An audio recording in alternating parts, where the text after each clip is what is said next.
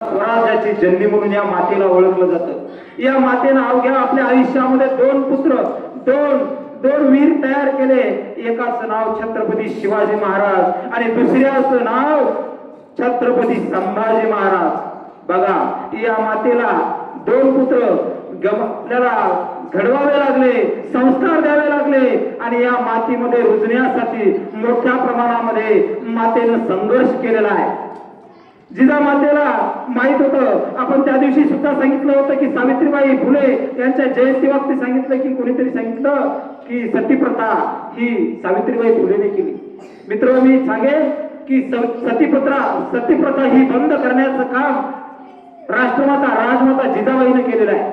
कारण की त्यांच्या पतीसंग त्या सती गेल्या नव्हत्या आणि म्हणून शिवाजी महाराजांच्या गुरु आणि सर्वस्व म्हणलं तरी हरकत नाही, या राजमाता राष्ट्रमाता जिजाबाई होते।